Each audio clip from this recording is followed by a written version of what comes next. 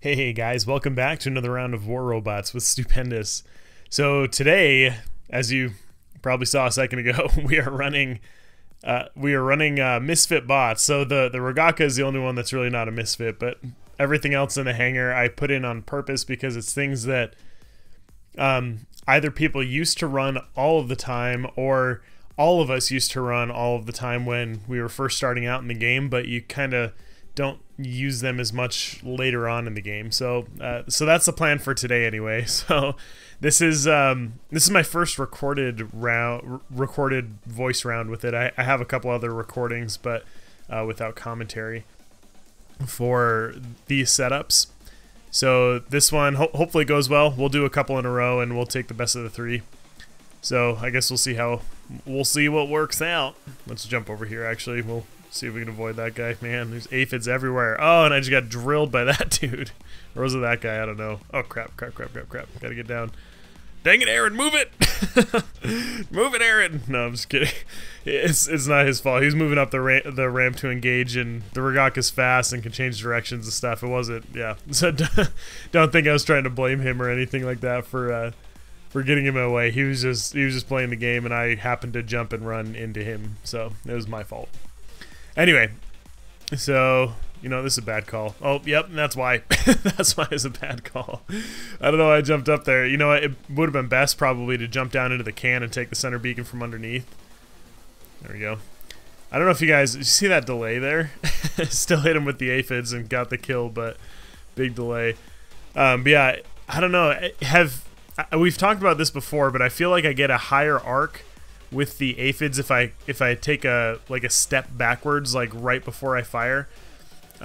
See, like, I don't know, because like right there, for example, like it was super low, like it hit the ramp even, like which is dumb. I think that's kind of a stupid mechanic, but anyway, yeah, I've got to come up the ramp all the way so that I can get the right angle on that guy. So the Aphid Gepard, it's kind of a fun one. I enjoy running it with the Jessie. A lot of times you'll get a reaction out of like especially in champion level play, pretty much the majority of your targets that are going to be running aphids are going to be griffins. And so with that, what you're what you're waiting for is for them to jump and land, and then you'll hit them. But if you hit one that, you know, has this jump ready, a lot of times they're going to jump out of the way or back out of range after you hit them with the first round of aphids. So I find that with the Jessie, at least these days in my level of play, becomes a little bit less effective. It used to be my favorite over the Patton, but with the Patton you can get all four aphids, you know, hitting the target or blindsiding somebody before they can react or anything. So the Gepard seems to be, at least for me right now, it seems to be the happy medium between them. With the rounds that I've run with it, the last few rounds, it seems to be a happy medium. So you can still get like that 3 aphid, like pretty potent damage, or you can split them up if you need to try to maximize your damage on a moving target or whatever you need. Oh man, we are buried. Look at this. These guys are piled in all the way on our side of the map. Let's see if we can hit this guy. Oh, his shield came up right away. You know what sucks too is with the 10-second reload on this, that's how long it takes the Ansel to come back. So we're going to have to cycle our aphids after, yeah, see, there it is right there. After 10 seconds, the Ansel comes back up. So we only get one aphid on him. If we were able to get all 3, he'd have just like a sliver of health left. You see him look at us and he's like, yeah, I don't care. But let's see if we can, oh, he did turn around. I was going to see if we could just sneak in like behind him or something like that to try to deal some damage, but we were able to deal some damage there to the front of him, but we're gonna get taken out. What might have been best is if we just stayed back and kept hitting him from maybe behind that hill or just around the corner. That probably would have been best. Oh, also, a couple of you kept asking me to run the boa because of the weird glitch thing that it has going on right now. So if you guys look, the boa is as tall as this Leo, and its legs are like way disproportionately large, and I feel like, and I've been trying to test it, I've been trying to find like a bot to run up against. I feel like it made it faster because the legs are scaled up. I think I'm wondering if it took some of that into account while calculating its movement speed and stuff. Oh, I thought someone was shooting at me, but I thought they were like, hey, what are you doing running a boa or something? Boa's pretty potent, and with its high health, you can really still use it to great effect. The reason people usually choose something else, like, you know, like the Lancelot, is because you get the extra medium hardpoint, as well as the physical shields on it. But damage-wise, like output-wise, like it's really not too bad, especially where most people, or well, not most people, but tons of people opt to take their Thunder off of their Lance anyway and put an Ansel on there. Firepower-wise, is still a pretty good choice, especially if you get up close. And with the Punisher, that's my current favorite setup on it, is having the Punisher on it. Just because of the high number of Griffins and things like that, you end up running into them quite frequently. And so having the Punisher on there gives you a little bit more options as far as range to whittle them away. And since the Thunder is basically the heavy version of the Punisher, you can still do damage from 500 meters. But anyway, see if we can help tap this guy out. And then we got to move over to our right beacon. There's a red arrow I see over there. There he is. Ni loco. So let's see what this dude is.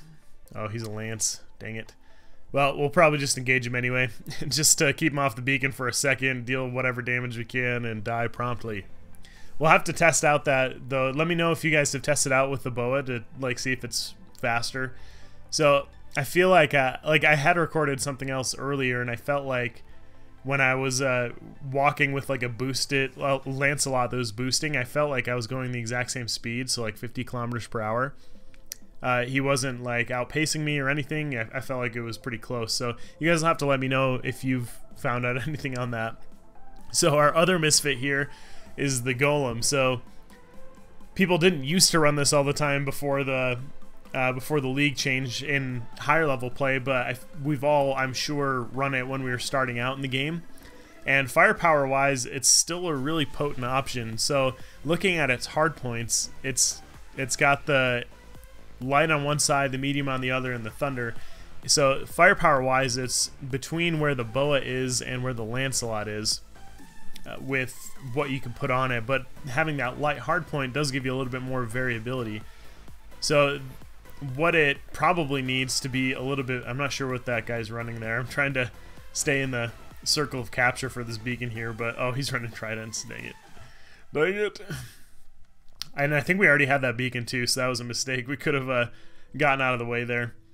Man, we are losing though, so I feel like we've been running around and grabbing beacons the whole round, so I haven't really been able to focus much on damage, but that's okay. If we can help the team win by grabbing beacons, I guess we will. It looks like Aaron here isn't going to go for this beacon, so he's just going to stare at me as I walk by. It's alright, man. I'm just going to go get this beacon so we can actually win. It's fine.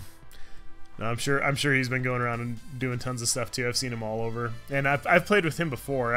I remember dropping in with him before, and he's a really good player. So I'm not trying to sound like I'm bashing him or anything like that. I was hoping to get my my rockets up and over that just a little bit.